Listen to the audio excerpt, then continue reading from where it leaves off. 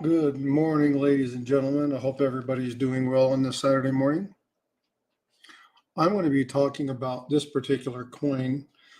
But more than talking about this coin, I'm going to talk a little bit about the engagement of this coin and just kind of go over some of the items about what happened with the Battle of Coral Sea, talk about the engagement, what happened, what was the significance, and talk a little bit about, hey, Dislogic, what's going on, man? Talk a little bit about kind of what's happening. So this particular coin is actually, you know what? I'll wait for just a minute to kind of get into this, see if a couple people pop in. So Dislogic, how are you doing, man? I hope things are well. What time is it right now? It is 7:45. We got about 15 minutes. Hey, Shift Kicker, what's going on, brother? We got about 15 minutes. Were you guys part of the, and I'm crazy, hey, how you doing? Were you guys part of the benefit for Ghost Nancy T? If you were, then at the end of that, yesterday, I wrote a little poem kind of as they were wrapping everything up. I created a 1-minute video. It's going to be released here in about 15 minutes or so. You don't have to check that out right now. Obviously, I'm going to be kind of going through this, but I want you to go over and kind of check that out. It's like a minute and 10 seconds. It's nothing major. And I've made it generalized for other people. But I've been really impressed with the community, what's gone on, how we've kind of pulled together. So I wanted to do something for Ghost Nancy T specifically, but in general that we can share with other people within the community. So Shift Kicker, hey, David Carlisle, thanks for coming in. And I'm crazy. It's good to see you here. I'm going to let a few more people come in. But basically what I'm going to talk about is, goodness, I've been doing my series Ships on Coins. And I started to create a video on this piece. And I'm like, you know what? This is gold.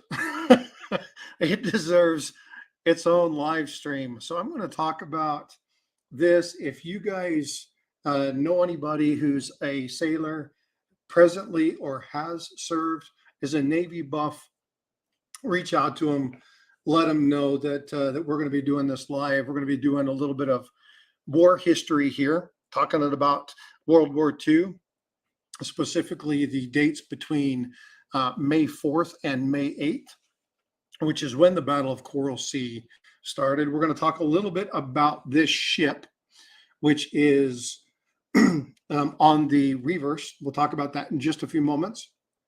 Talk about the engagement between U.S. and Australian forces against the Japanese Navy.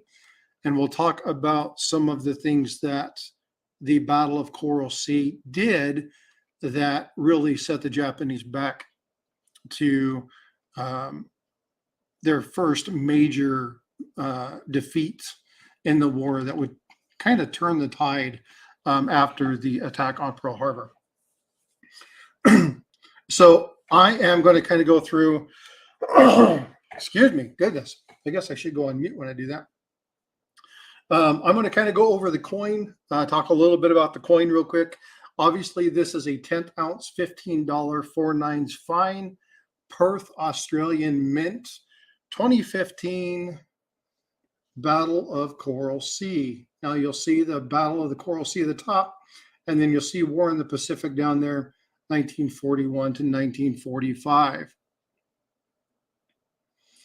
And this is, there's a number of these. There were 2 years that these were minted, 2014 and 2015. There are silver rounds with this as well. I do have a silver half from this. I would like to get the other ones. This is the first gold ship coin that I've got. I'm going to try and find the 2014 version of this. So if any of you have the 2014 version of this, hit me up on my email and let me know, and we'll see what I can do about working out a deal there, because I definitely would like to get the two of these. Now, obviously, I would like to get the bigger ones, but my wallet isn't as big as my eyeballs. So I'm going to focus on the 10th ounce just because it sticks within my price range. So what I want to do is I want to talk a little bit about this particular ship. Now, I haven't been able to find a whole lot on this particular ship. So when I look at the information within like the Perth Mint and things like that, what it doesn't do is it doesn't tell me which ship this is. So I believe looking at information within the Perth Mint, looking at the Australian Navy, trying to identify, I think that I've been able to identify this as the HMAS Australia the Second. This was one of two 10,000 ton county class. It was a heavy cruiser. Now, in the description, when you look at places like, hey, Bad Idea Lab, thanks for coming in. When you look at things like JM Bullion, or you look at Hero Bullion, they call this a battleship. Now, it could depict a battleship, but I believe it's probably more attuned to a heavy cruiser. I haven't been able to see battleships within the Australia Mint, so I'm not sure. It could be this sister ship, the HMAS Canberra or the Kent, but I don't believe it was, simply because with this being the Battle of Coral Sea, the HMAS Australia was one of those that was engaged in the battle. So that leads me to believe that that's what ship is on this particular coin. Now, this was, as I stated, a county class. It's a heavy cruiser. The ship's motto was Endeavor, and I really like that. And the reason that I like that is because when you think about what happened at the Coral Sea, naval wars are about attrition. And so there were things that happened in this particular engagement that were firsts in many battles, but we would see this become more of a staple. And it happens all the time in today's warfare. We don't even think about it with today's technology about seeing ships side by side. But prior to this type of engagement, you think about the old pirate movies where the ships would come alongside each other and they would just blow the hell out of each other, right? Well, this is the first one where they used aircraft and they were separated far enough because of the aircraft carrier involvement where they weren't actually seeing each other. They were quite a ways off. And these are the first sets of engagements where they weren't actually just staring at each other, blowing each other up. Hey, Kanzi, Crypt Keeper, thanks for coming in. Appreciate you. Hopefully you guys are here. Bradley, hey, thanks for coming in, buddy. BH Customs. If you haven't gone checked out his stuff, go check it out. This guy likes to skip peace dollars across the lake.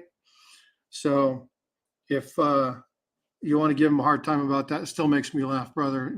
I can't believe how hard I laughed when you told me that. So this ship was laid down. Now, when I say laid down, it means that the keel was laid on 26th August of 1925. About a year and a half later, it would have been launched.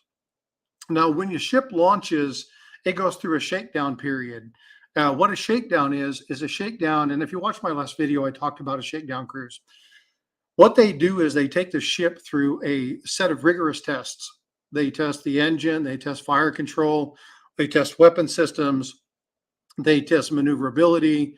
They really put the ship through its rigors. And they're also testing the crew during this time frame. So they passed all of those trials and were commissioned on 24 April 1928. And it served for about 26 years. And it would be retired on 31 August of 1954. Now, when we talk about, hey, Chief Stacker, hey, thanks for being here, brother. I appreciate you coming in. Hey, John Howe, thanks for coming in. So we're talking about this gold coin. It's the Battle of Coral Sea, the 2015 version. And right now, what I'm talking about is I'm talking a little bit about the engagement of Coral Sea. So we talked about this ship, and again, my belief, I haven't been able to verify. If somebody can find out exactly what it is, please reach out and let me know. But I believe this is the HMAS Australia. Again, just based off of what my researchers found. But the Battle of Coral Sea was between 4 and 8 May of 1942. Now, in World War II, naval and air engagement in the U.S. fleet was able to turn back the invasion force that was headed for Port Moresby in New Guinea. Now, this was important because this stopped the Japanese expansion in World War II within the Pacific. Now, people jokingly state that this is what kept the Japanese out of Australia. Now, while it is true, I think that it's a little bit of an exaggeration in that we had a lot of things set up for Australian coverage.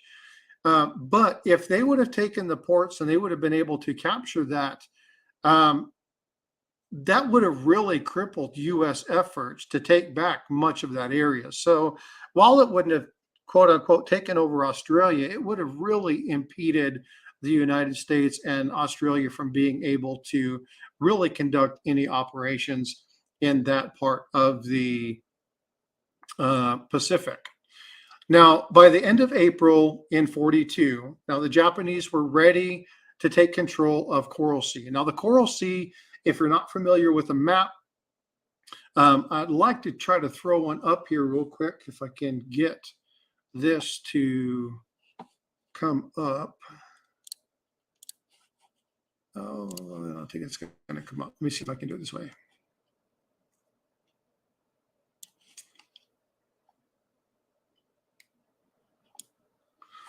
Let's see. Can I share my screen? It's not letting me do it.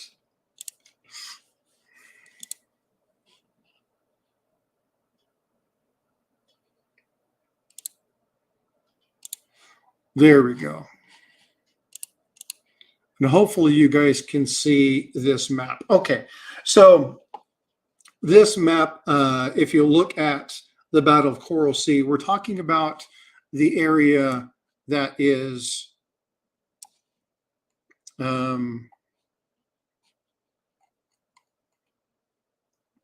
between Australia and, man, I can't read right now.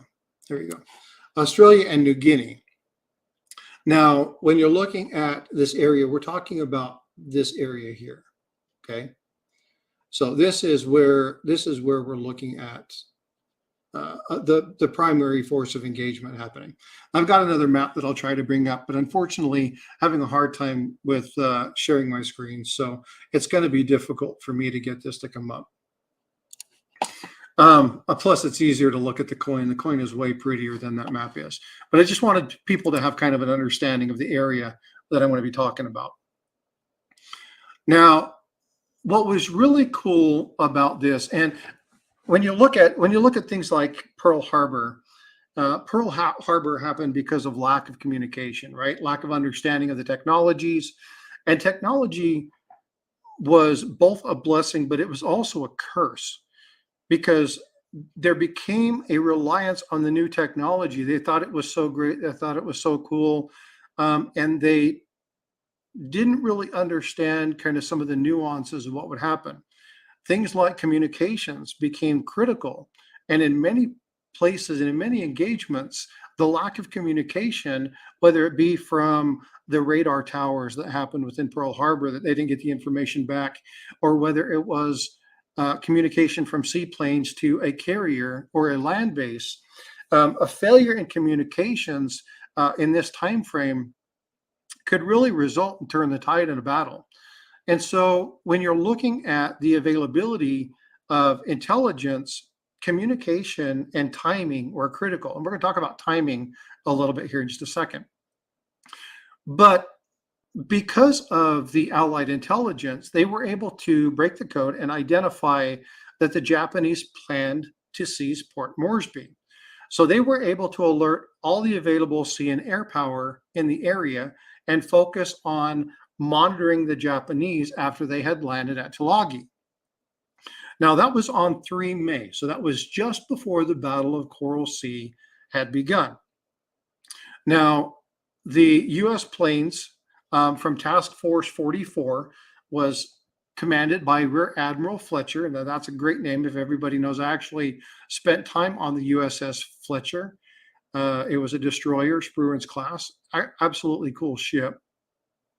But they were engaged in sinking a destroyer and some minesweepers, but had not really impacted the Japanese fleet because the Japanese had turned back, knowing that they were a little bit shy in the ability to provide support. But on May 4th, the Japanese took a different route, which would lead them right into Fletcher's grasp. Now, why this was important, because when you're looking at carrier groups, when you're looking at battle groups, and again, I wish I could show this format. There's a thing called a carrier screen. So I'm going to just utilize the coin. I'm not sure if you can see my mouse on screen. I don't think you can.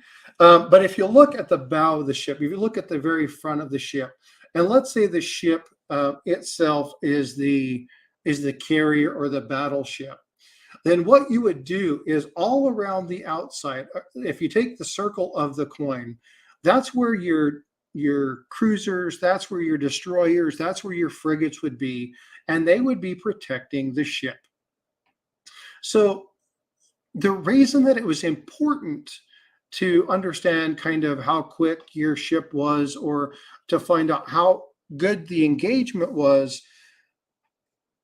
really depended upon the speed of your supporting ships. Now, in my previous video, when I talked about the USS Missouri on that copper coin that Chief Stacker sent me, I talked about how the USS Missouri, the USS New Jersey, and those ships had gained substantial advantage in speed over the Japanese fleet.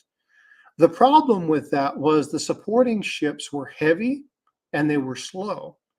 So the advantage that we had when doing things like with the carrier, it didn't really give us much of an advantage because our support ships were slow.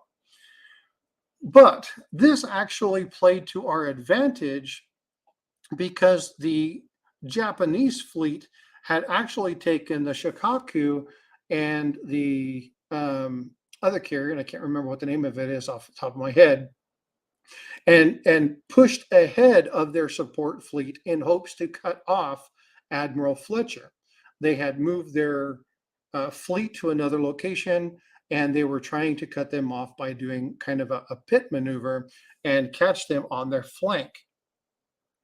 Now, there were so many planes that were launched when they started to take over the Port Moresby invasion that pilots reported back and forth that they could actually see the opposing pilots. So I don't know if Chief, you probably have spent time at the Arizona Memorial, but in 1991, one of the survivors of the Pearl Harbor incident there on the USS Arizona was laid to rest.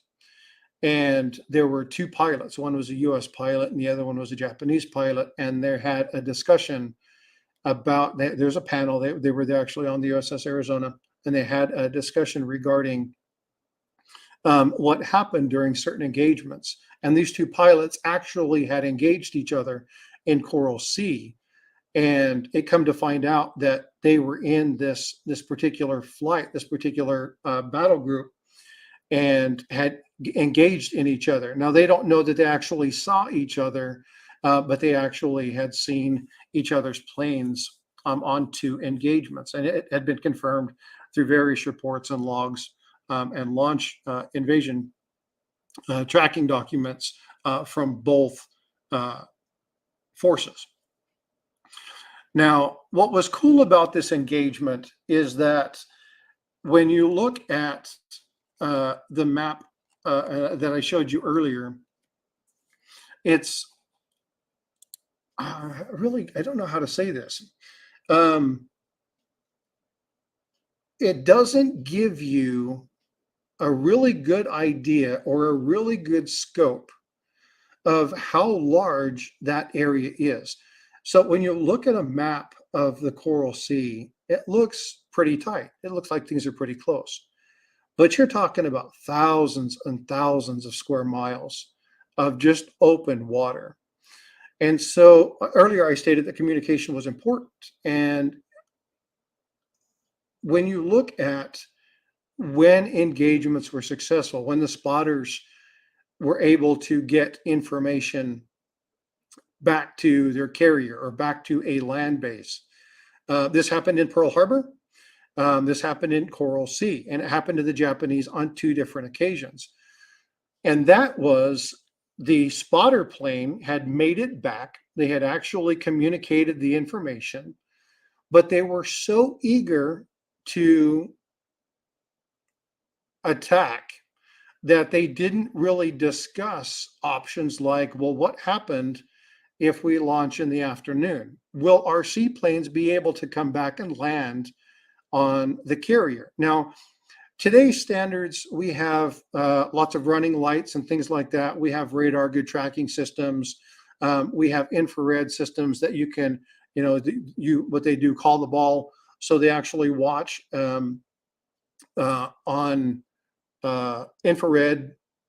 They look at the ship, they can see it, and they can land without much issue. But back in those days, it was very, very difficult. I mean, it was very tough to land a plane in the dark on a carrier that was moving. And so they launched like 240 planes, but only like 170 would return. And so they lost a great number of pilots in this. And what was really bad about the number of pilots that the Japanese lost is they were veteran pilots.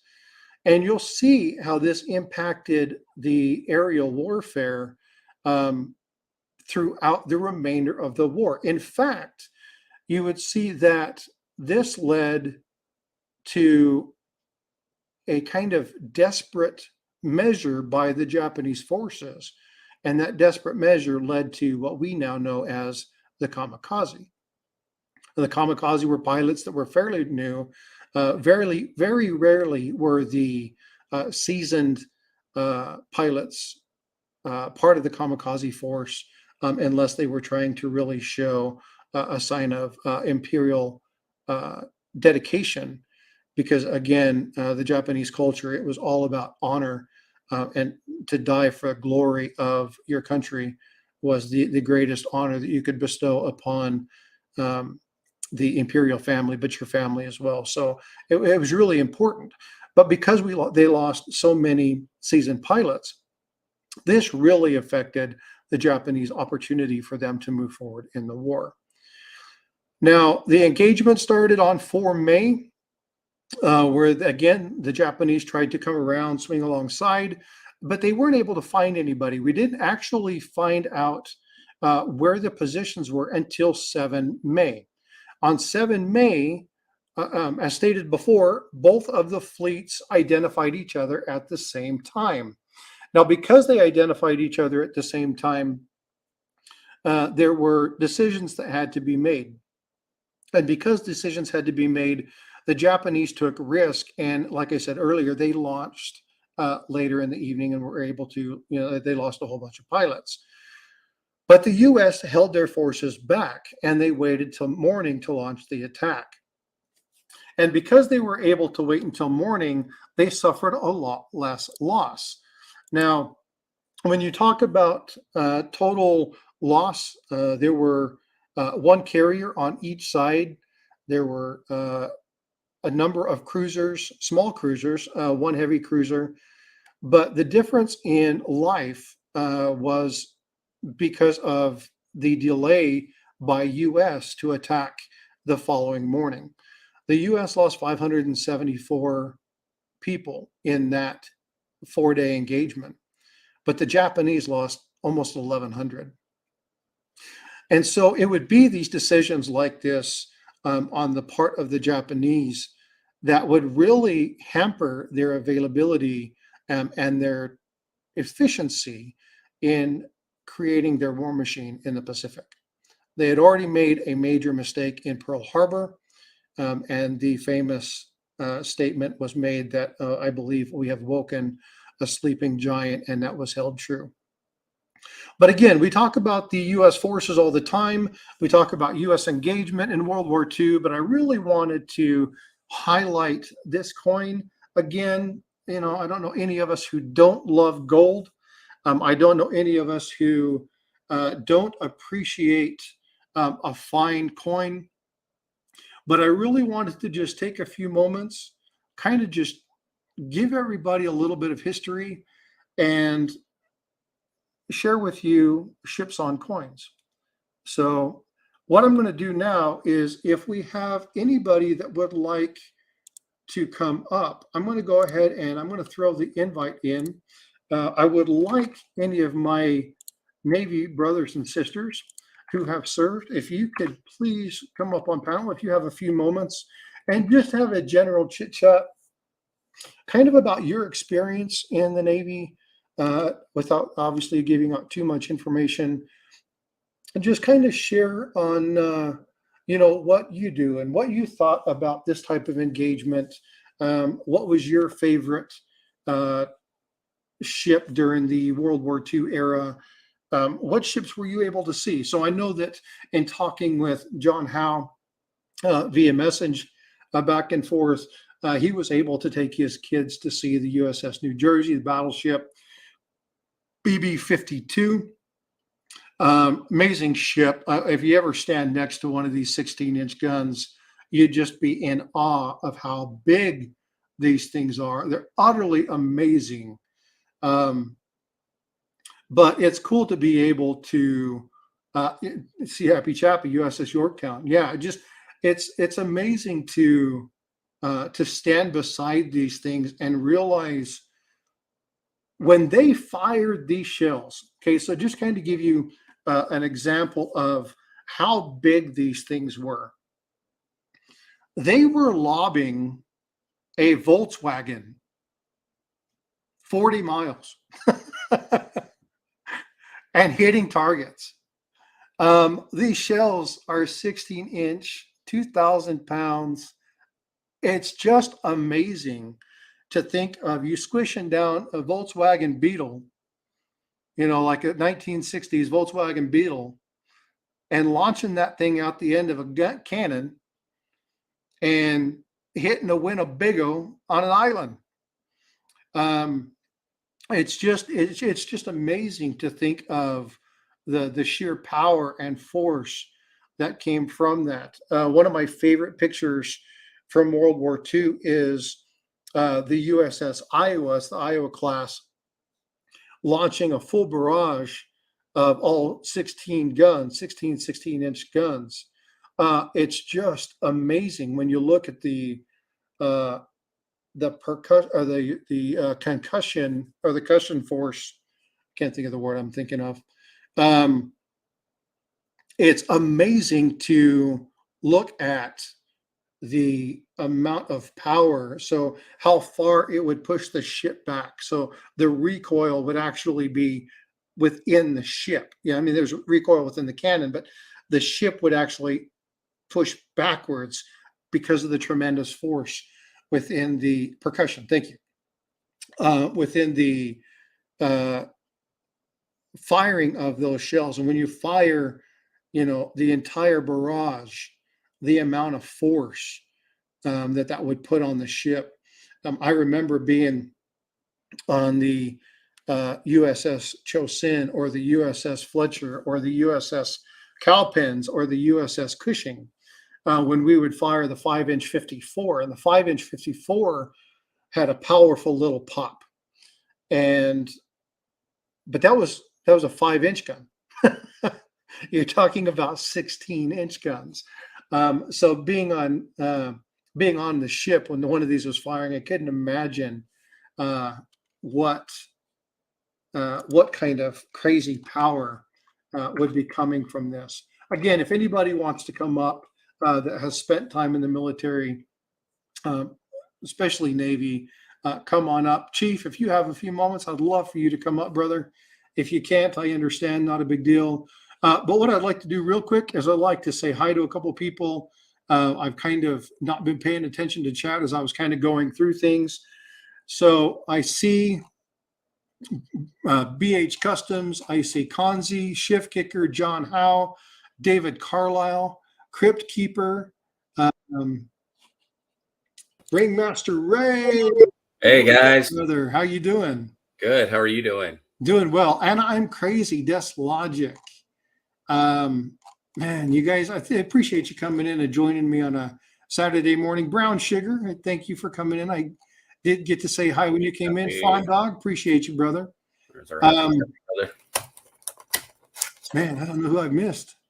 So many people haven't been touching. Wow, Info. I haven't seen you. Thanks for stopping in. Yeah. Appreciate you. Appreciate you being here. Awesome. So how you doing, Ray? I'm doing all right. Got up early, getting some stuff done, getting some shipping done, all that fun stuff.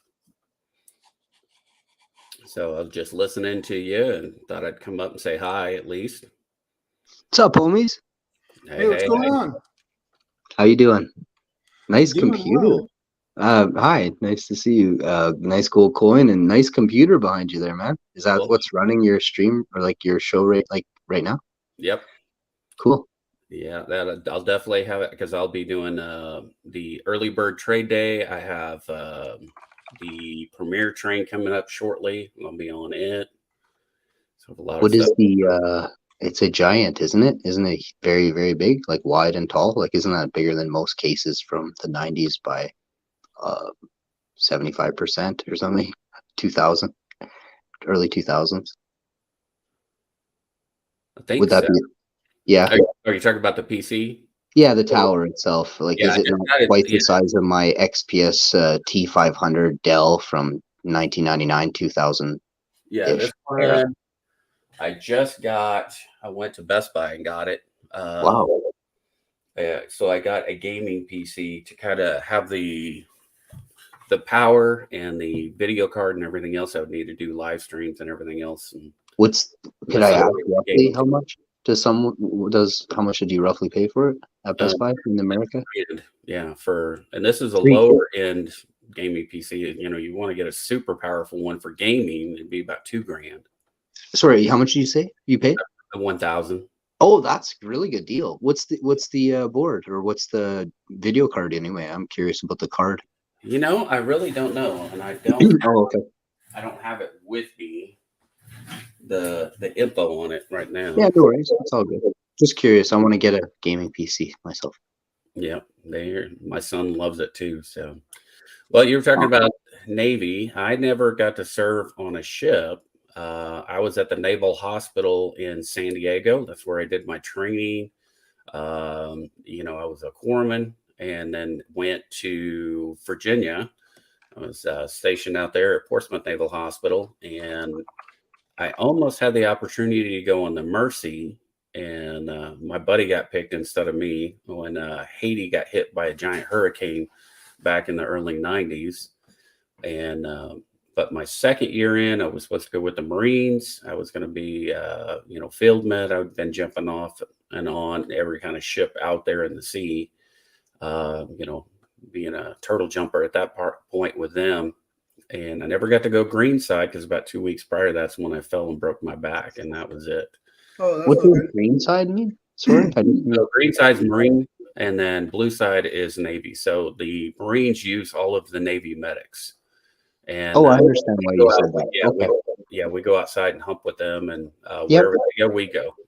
Hey, that's nice. So you guys are like intertwined force with you tier to both sides, right? Yep. Like you're tier 2 of, Yep. So we get to go both sides. And if you ever wanted to go completely Marine, you would have to go to Marine boot camp. in order to wear their dress blues. And how long would it take you to then go green, please? Your boot camp phase, I guess I should ask. I think it's like 3.5 months. But you don't have to do that. You skip it because of your necessity to the group, right? Right, because then I'm still classified as Navy, and so I would still wear my dress blues and stuff for the Navy unless I decided to switch services, which you can do. You just have to go through their boot camp. You still would have to take it even though you're a medic. Like, no, I'm just saying if your training would change for medic. Yep. Yeah, if you are military, you go to boot camp. Doesn't matter. Yep. Even if you're is there anything higher than a field medic? Thank you for I don't like war, but if there's a type of thing that's needed, it's someone to patch up the people that are taking the hits for the team, right? And it's not a team. This isn't a game. But that's what I'm trying to get at. I'm sorry if I'm. Okay. So you have both officer and enlisted corps, right? So when you're talking about enlisted corps, you're talking. Well, you were enlisted, Ray? Yeah.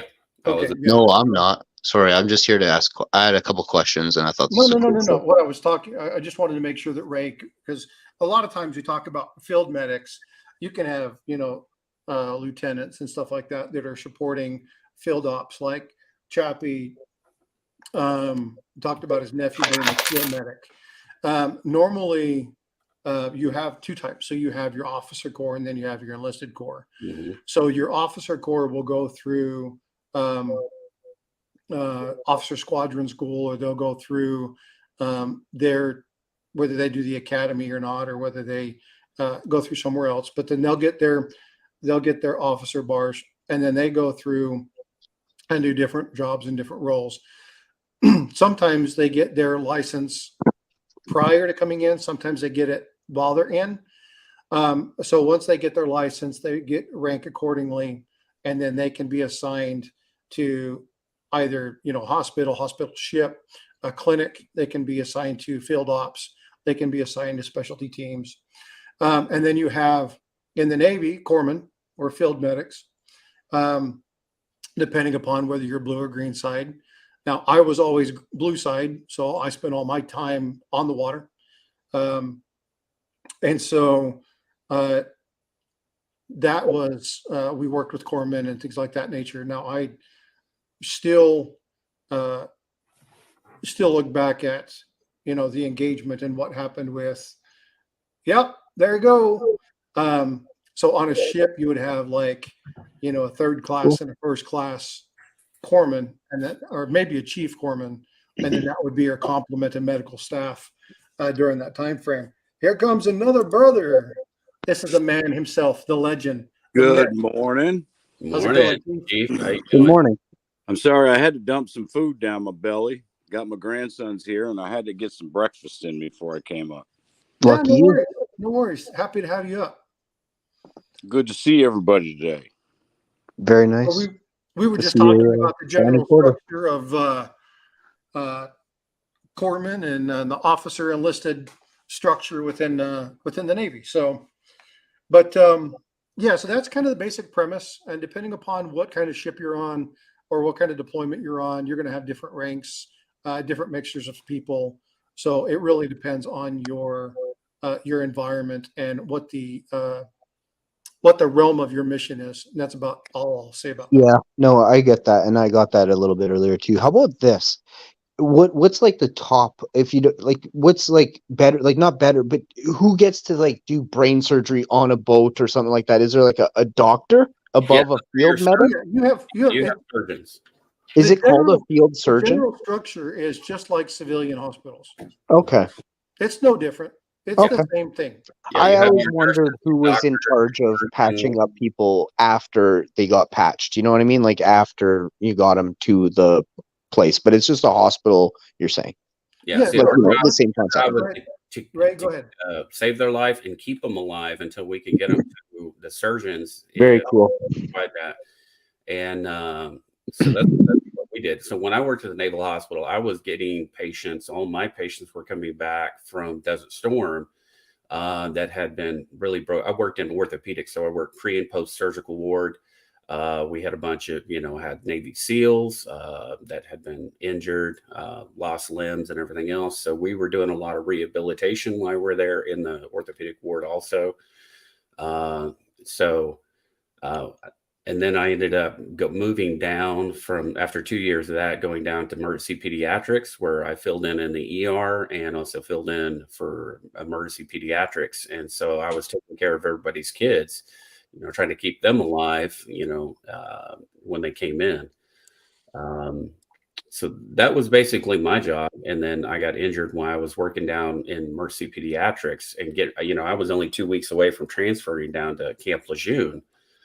And that's what my intent was. And so as a medic, you have a lot of different avenues. If you don't pigeonhole yourself into like pharmacy tech or something like that, because once you pigeonhole yourself into a specific thing, it's really hard to get out. But if you are just, quad zero corpsman, or you're a field med corpsman, you can go just about anywhere and do about anything. You can work with the SEAL teams, you can work with the Marine Corps, you can specialty teams that you go out with. You can advance yourself to where either you can get your RN, so where you're a nurse, or you can even go as far as a medic, getting your IDC, independent duty corpsman.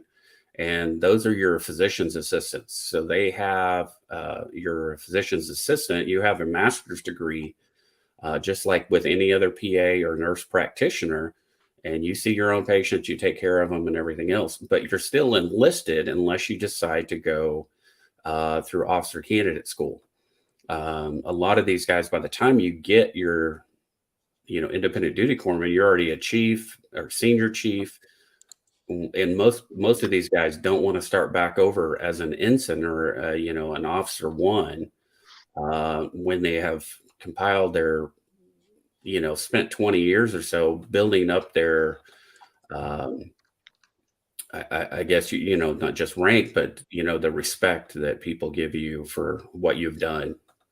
But yeah, if you're an RN and you have your degree and your IDC, and you're working at the Naval Hospital, you'll be working side by side with other nurses who are lieutenants.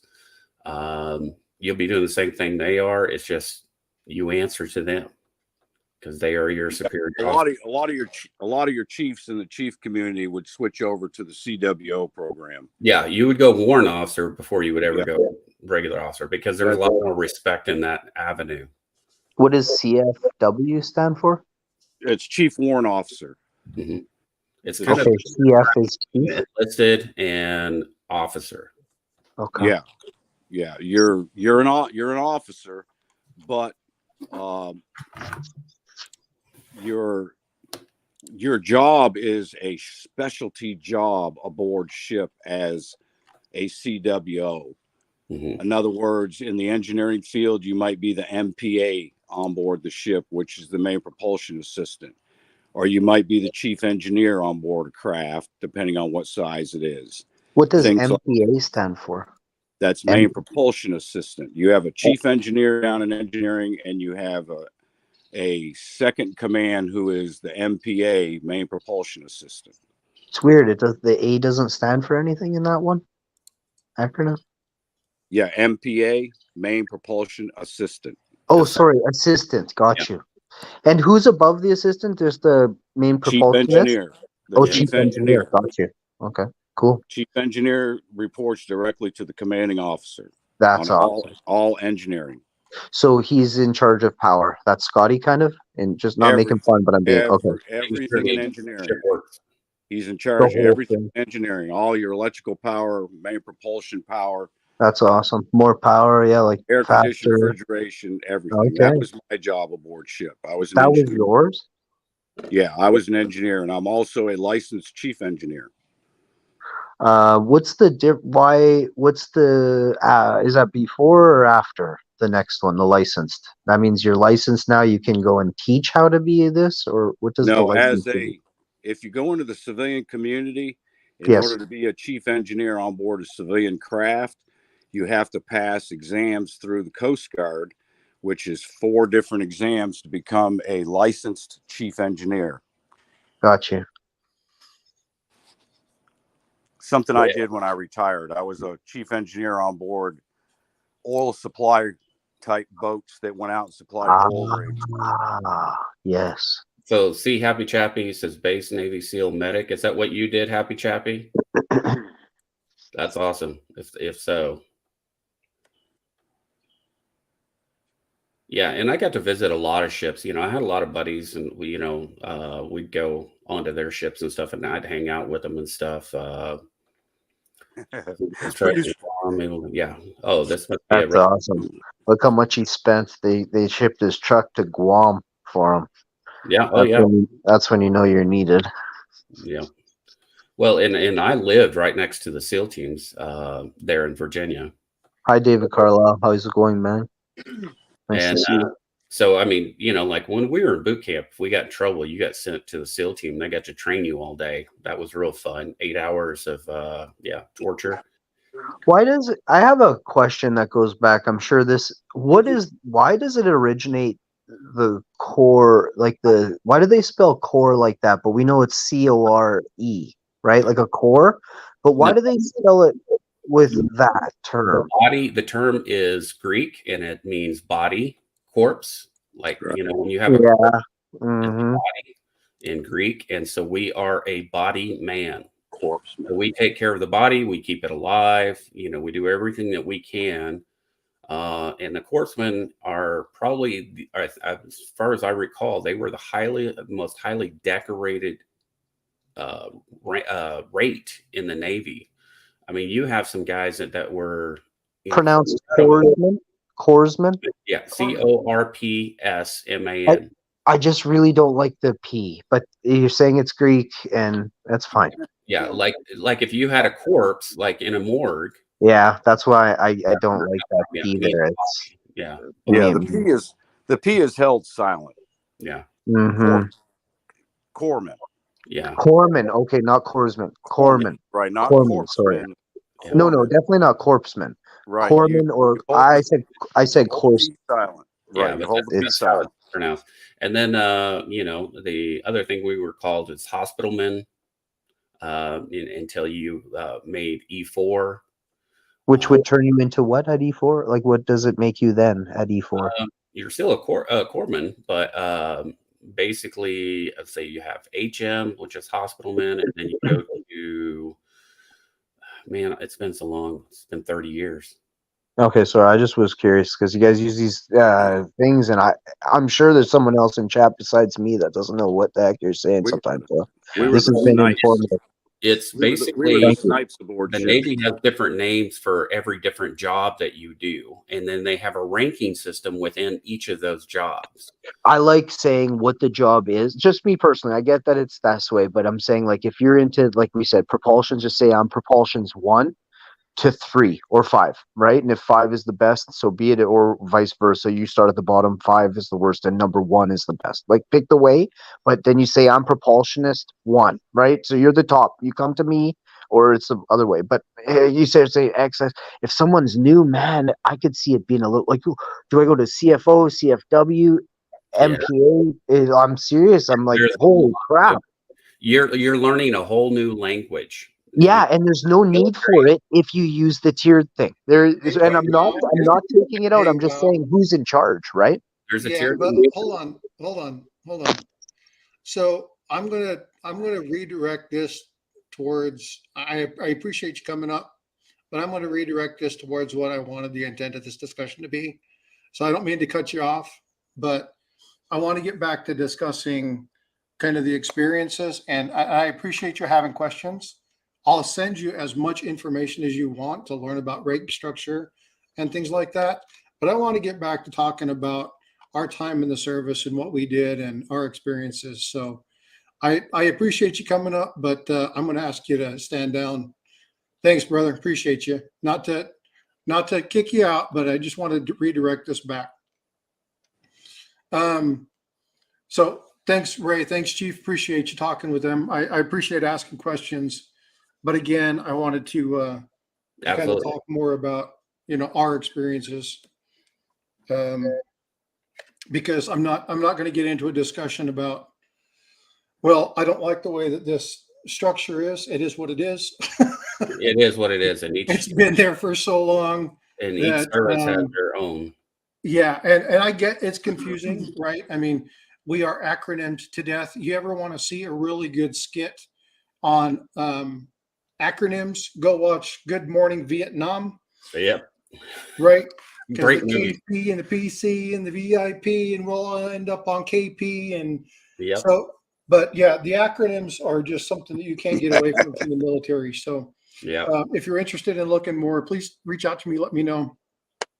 But so we got 16 people in. Chief and Ray, make sure you're entering hashtag Corman. Okay. I've got a 5 I gram. can't. I'm on my phone. Okay, well, I'll put you in then, Chief. Yeah, I can't type on my phone on the panel.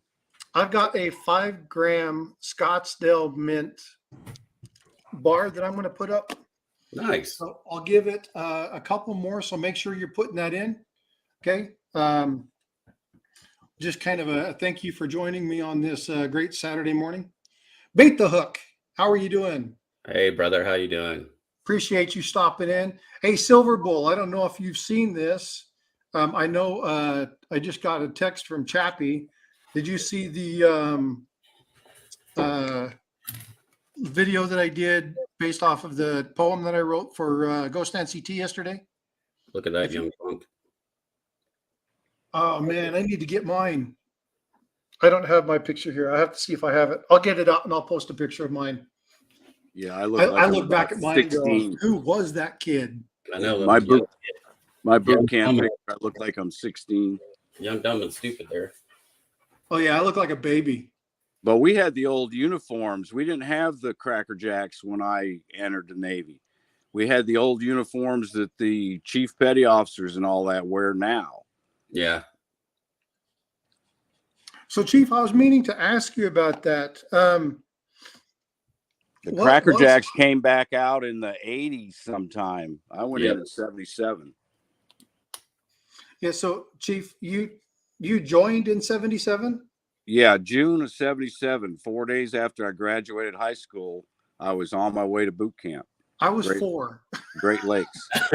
Yeah, exactly. I retired in 98. Wow. I had a good friend of mine that I work with that we support medical operations across the globe for the agency that I work with. And he retired the day that I joined. Wow. So I have a question. So what was the reasoning for your decision to go into the service and possibly say not college? So it's a really good question. So Chappie's a year older than me. I was working. Do you guys know who Arnold Freeberg is? No, I don't recognize the name. Okay. If you guys have ever been to the Smithsonian or you've ever looked at contemporary works by different artists, there is a picture of George Washington. Let's do this real quick. Who is it? Who is it? Who is it? Ah, Kanzi. Congrats. Congratulations, dude. You won a 5 gram Scottsdale bar. Send me an email, Congratulations. and I will. Good person to go to, too. Yeah, Yeah. congratulations, Kamzi. So send me an email and I'll get that out to you. I'll put that in the mail today because I got to get something out to Gold Sniping Farmer before he beats me up because I'm like a week late in putting it out. But I was working for Arnold Freeberg. So Arnold Freeberg, let me see if I can pull it up. It's called the Prayer Valley Forge.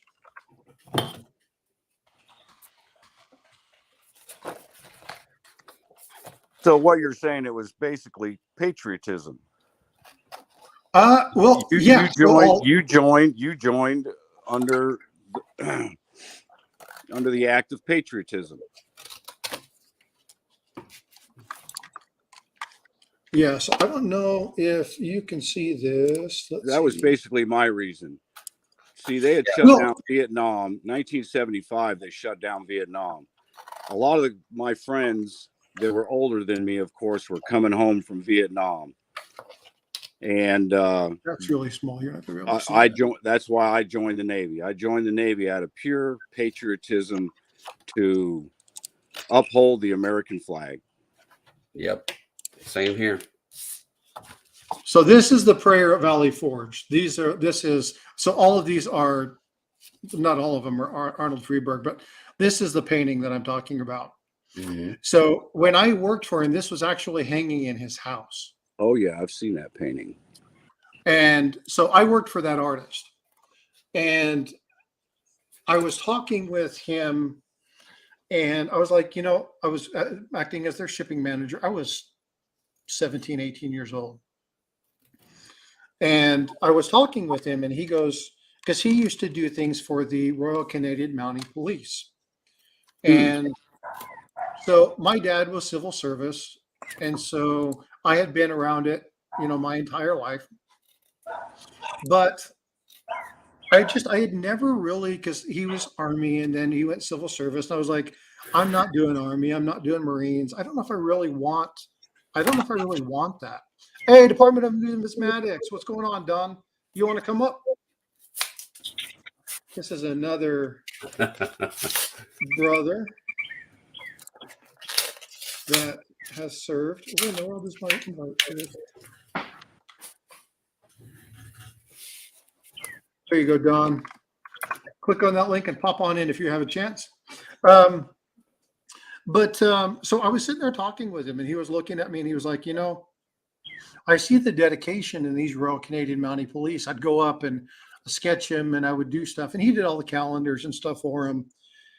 And he kept talking about, how impressed he was by these things and how much he looked at people and how he really, really just enjoyed somebody who dedicated their lives to the service and betterment of others. And I looked at him and I said, well, I want to ask you an honest question. I said, if I left working here to join the Navy, when I come back, would you employ me again? And he says, absolutely, without a doubt. And I was like, well, then I think I want to join. And so he sat down. Hi, Paula. He sat down and he looked at me and he goes, Hey, Paula. Good morning, Paula. He goes, what family members served? And I was like, my granddad and my uncle are the only two. And he goes, go talk to them. Have them help you make the decision. So I went and I took my uncle and my grandfather to lunch, probably the only time I could ever afford to do it. And took him and talked to him. And then that afternoon I went and signed up. Wow. And I don't regret it. Like this was something that I loved. If I could have stayed in, I would have. Unfortunately, I suffered some lung damage and was not able to stay in. So, but I loved serving. I loved being on the ocean. I loved falling asleep at sea. I think you lost me for a minute. What was your job in the Navy, Frostbite? I was a WT, and then they phased that rank out just as I was finishing A school. And then I transferred over to torpedoman's mate. So stayed in weapons, but I did crash and smash. I was part of the fire team. I liked doing all the other stuff, worked with engineers, stood engineering watch. Got to sit down on the big panel, right? Look at all the alerts, understand how flooding systems and temperature and turbine speeds and was working on my ESWAS is what I was working on. Right. And just loved understanding the ship and what happened and what it takes to get it together. And I absolutely loved the military. I loved it too. And it drove me nuts having to get out. I didn't want to get out. Yeah, I tried to stay in and do shore duty, and they said no. Okay. That's You what can they do do. this a little while, but you have issues with your lungs, like significant issues with your lungs. Yeah. And no, I got my you grandsons stay here in. raising hell for a minute. No, that's fine. Paula, you know what? I just read your comment and it makes me laugh because that's exactly how I found a couple of the things that I couldn't find. Um, is I started looking for something else and then that coin popped up. But what I do want to say is I got to put a glove back on before I touch my gold coin. Um, I do want to see if anybody has or knows where I can find the 2014 version of this 10th ounce. I like this one. That's pretty cool, Ray. This Is is that the, the 2.5? that's Yeah, the 2.5 right there. Yeah, I have one too. They're beautiful. I almost sent mine in for grading, but Annex said they don't have a slab big enough that it'll fit in. So I have to send it to PCGS or NGC if I'm going to slab mine. Yeah, that's funny. I need to get one of those. Yeah, they're awesome. I mean, just absolutely stunning coin. Well, you'll have to get it from someone that's bought one because they are totally sold out at the minute. And mine was gifted to me. Yeah, they're just awesome. They are. I was really surprised when mine was gifted to me. You want to see what Frostbite from bought? Oh, he got the megalodon tooth. I that got you the made. Megalodon tooth. Man, you did an epic job on that, Ray. I mean, we're talking serious looking. Yeah, 3.5. It was like 3.1 pounds of copper right there. And that's all copper, right? Yep, pure copper. You did an epic job, buddy. Yep. So that's going out to Frostbite today, getting it all packed up with his little COA. I said don't do that. You lose the charger. What's Paula bringing to Tulsa? She's I'm bringing. bringing I know she's bringing a curling iron. and a unicorn suit. In a unicorn suit. Yep. I am so looking forward to that. We're It's gonna have be a blast. so We're gonna much fun. have fun.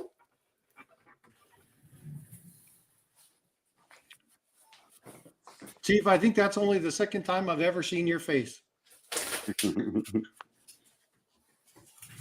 Here, I'll show it again. It's probably a mess. Paula, would you like to come up? Look, I got Oh, Sterling. best of the best. I got Sterling Cannabis's T-shirt on today.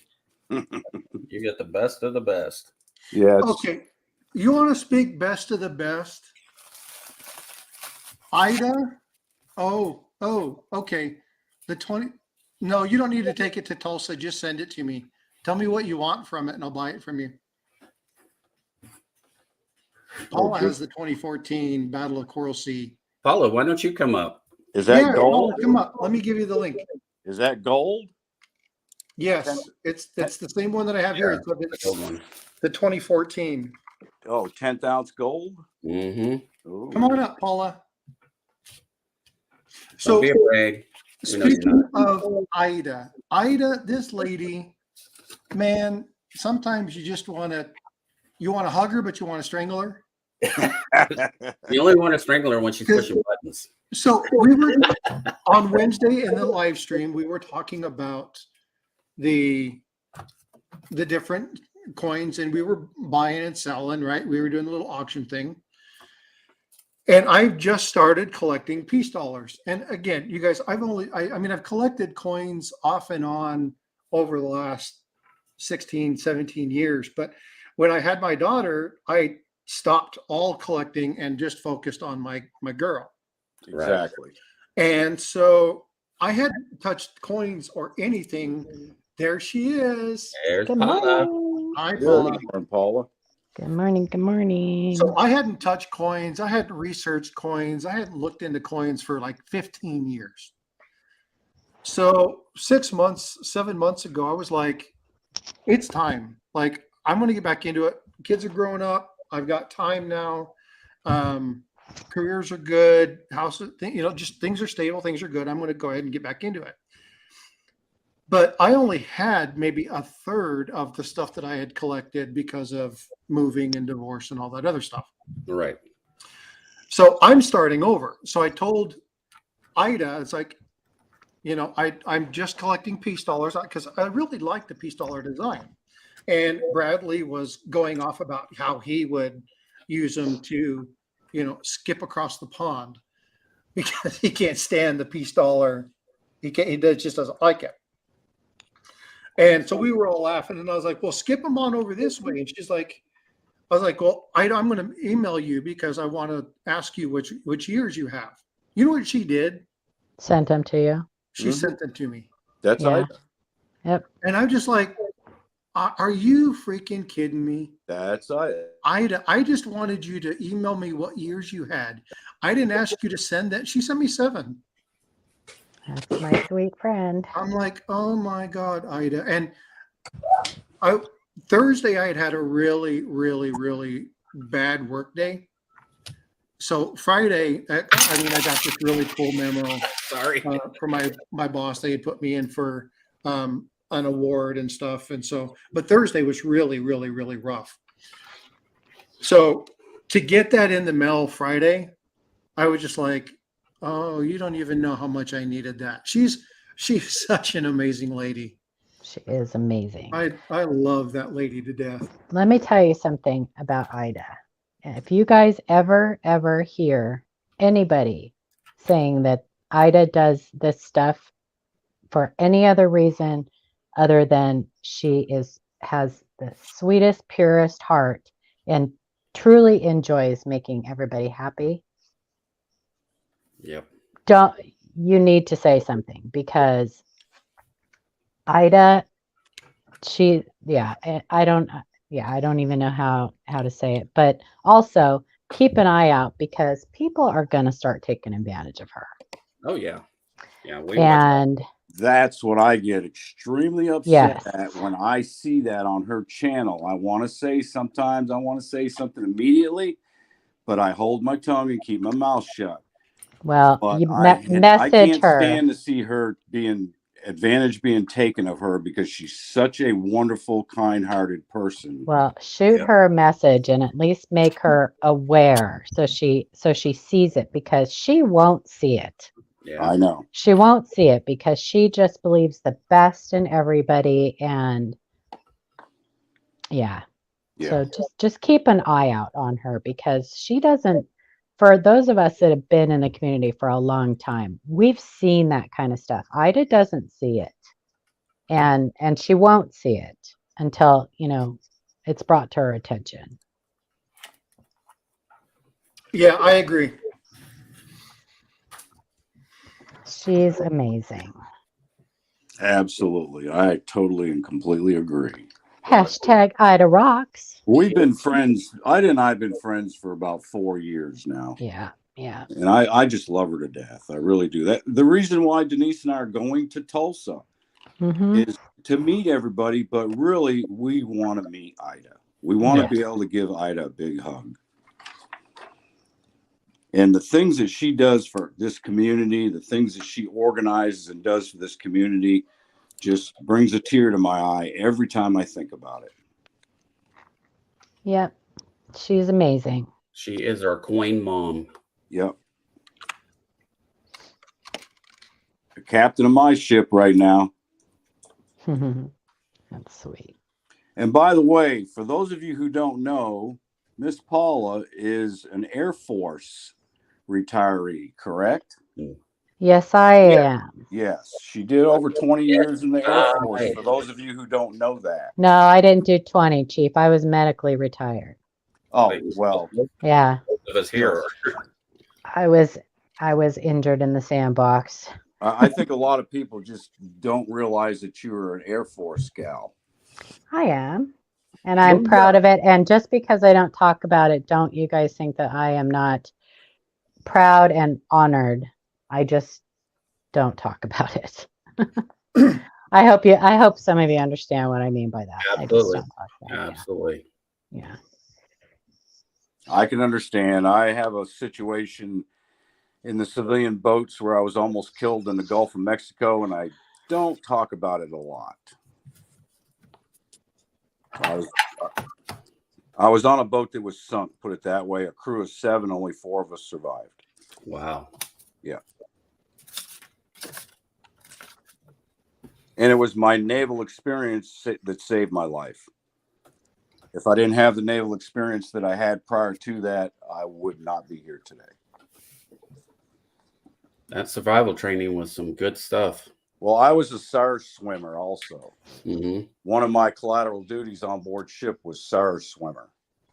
So I was the rescue swimmer that went on board the small motor whaleboat if someone fell over the side, or if someone jumped over the side, or if they needed a SARS swimmer for whatever reason. So was me. Yeah, I was also I was not anymore, but I was a certified diver at the same time. Salvage diver type. Good morning, everybody. Yeah, I missed Nancy's thing, most of Nancy's thing last night. Yeah, I did too. Yeah. Me too. I had my grandsons here and I forgot all about it. I always have my grandsons here. Yeah. How's that going for you, Paula? Well, I'm locked in my office most of the time. That's her safety place. It is. It That's her safety blanket. is. Yeah. That's her refuge right there. I have my coins. I have my coins. I love my grandkids, but Yes. I need serenity. Absolutely. Well, I don't get to have mine but about once a month, and I really enjoy when I get to have them. I like to spend as much time as I can with them. Yeah. I mean, so last night I have a projector and a big like Congrats, a Anna. screen. Oh, congrats. I have a big Anna. like projector screen that we set up out back. Mm-hmm. And so we watched movies and everything last night. And it was fun. The kids played out back. And so yesterday That's was cool. good. It's like a drive-in setup. Yeah, it's totally like that. That's Mhm. cool. I like it. Yeah. Yeah, it's fun. So we did that and it was just a good day yesterday. So we all hung out, and so I didn't get to see Nancy's thing. How did it go? Did they make a lot for her? They raised $2,000. Oh, nice. That Oh, should help. that's good. Yeah, so she's going to be really good. She's in a good place now. She's going to be Good. able to get there and do stuff. I just posted 1 minute, 12-second video. I wrote a poem for what they did at the end for Oh, Ghost you Nancy did? and made it into a little short video. Oh Cool. my gosh, I have to go watch that. Aw. Grab some tissue. I know. I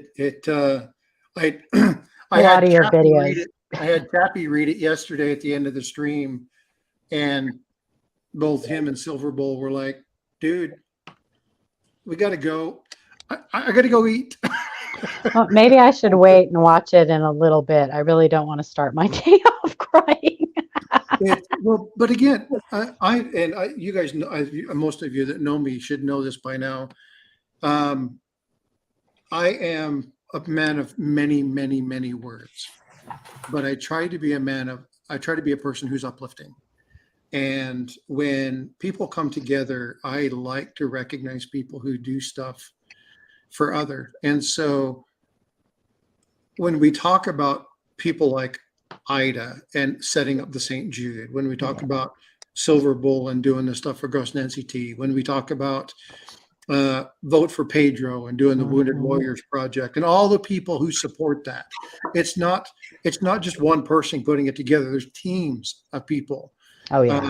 And not just the folks on panel, right? There are contributors. There are people that have discussion. There are people who work finance. It's an Absolutely. orchestra.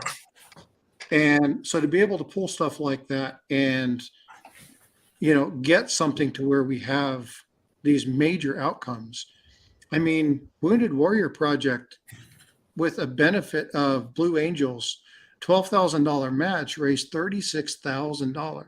Wow. And that's going Um, to go a long ways. Significant for the Wounded Warrior and the That's Fisher gonna- House, right? Wow. Absolutely huge. And to look at this community and to come along one of our own and go, and I will certainly do that. I'll send it in your name for the St. Jude. Gotcha. But it's like I wanted to write something, and I just did it while we were in the stream. But I want people to understand this community. I'm always impressed by the graciousness of people in this community. And some of us argue like freaking cats and dogs, and we gripe each other like we're brothers and sisters. But the amount of love for people who've never freaking met Mm-hmm. Yeah. amazes the hell out of me. That's what amazes me. Yeah. We've And never. that's another reason why I want to go to Tulsa. I want to meet some of these people face to face, shake their hand, give them a big hug. Yeah. All right, these boys are getting ready to leave. Mom and Daddy's here, so I'm going to have to let y'all go. All right. Bye, Chief. Take Bye, care. Thanks for coming up, Chief. Have Have a a good great- day. You have a great weekend, everybody. Chief, Have a loves great day, you. shipmate. Yeah, this community is amazing. That's for sure. There we go. I was like, why is that still up? It should stop sharing. Well, yeah. Well, I appreciate you guys coming up. I just wanted to take a little bit of time, and like I said, I wanted to do the Battle of Coral Sea. I wanted to kind of talk about the coin, and I figured because it was gold, I was going to do a live stream, right? Pay homage to the gold coin. It's the only gold one that I have with a ship on it, so Yeah. have to honor it. But I appreciate you all joining. Yeah, have a good Ray, day, everybody. Thanks for Yep. coming up, Paula. I appreciate you as always. Absolutely. I got nothing but mad love for you. Aw, same here. So I Have a do great want to day. reach out to you because I have another idea and I want to run it by you. Okay, perfect. Right. Now, one thing I do want to ask, we got some people in here. I know there's a couple of you that are great mods. I am planning on doing a live stream Thursday, and I want to get a couple mods together. So if you have channel and you have a really good mod, please let them know, because what I want to do is I've had people ask me, what does it mean to be a mod? And so I'm going to do a live stream that's going to talk about that. I'm going to get people who are mods, and I'm going to have them come up and just general chit chat. I've talked with a few channels. What do they expect from their mods? Coin Crew has been really good. We've had those discussions with them. Oh, don't listen to anything Coin Crew says. They have me as a mod. You know they're That's got to tell you something. Well, yeah, but I mean, if you really I'm just think teasing. about- no. But if you think about, like, Paula, I would love to have you as a mod. But I mean, you are almost always a co-host with me whenever I talk about it. Well, but the thing is that I want people on my team or working with me that are going to benefit the conversation, that are going to help steer, that are going to engage. Yeah. And I've had people reach out and say, well, what really does it mean to be a mod? I have a wrench. What am I supposed to be doing? And ultimately, it depends on what channel you're in. That's right. What Right? the host It wants for you. depends. Mhm. You know, Paula's a super mod for Ida. Oh yeah, and she's used it a number of times. She can time But- out other mods. But I'll tell you what, though, I never do anything No. that whoever's channel I'm a mod for doesn't want me to do ever, because you have to be able to trust your mods because they can do things behind the scenes. Oh yeah, they can destroy or make a channel. Yes. So you really have to know and trust whoever you have as a moderator. Hey, Butterbeans, thanks for coming in.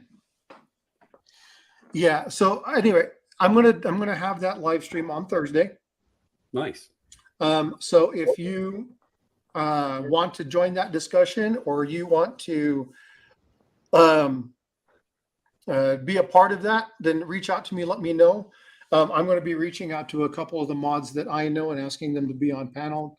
I'm also going to reach out to a couple channels to have a discussion with them. I have reached out to a couple, but just basically talking about that, because there have been a number of people asking me about that. So that's going to be the discussion for Thursday. Good.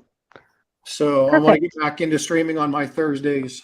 Hey, Butterbean. 'Cause I need my watch hours up. I am seriously slacking, putting out a lot of content, but my watch hours are dropping through the floor. So need to get Awesome. those back up. All right. Well, I'm going to get out of here. Everybody have a great weekend, the rest of your weekend, and I will talk to you guys later. Thank you, Bye, Paul. I Paula. appreciate you. Bye. Bye, All right, everybody. everybody. Y'all take care of yourselves. Have a wonderful day. I wish you the very best. If you haven't already done so, hit that like. Go check out a video. Go check out the Ships on Coins series. It's a lot of fun. If you have any ships or things like that that you think would make a good story or would make a good episode, hit me up. Let me know. I appreciate you. Go check out that video that I did for Ghost and NCT. Make sure you share it with her. Put it on your community channels. Let her know that we're there for her. We love her. We appreciate you all. Take care of yourself, and I will talk with you all later. 7 p.m. Central Time on Thursday. It's going to be about an hour long. Alrighty? Take care, everybody. Out here.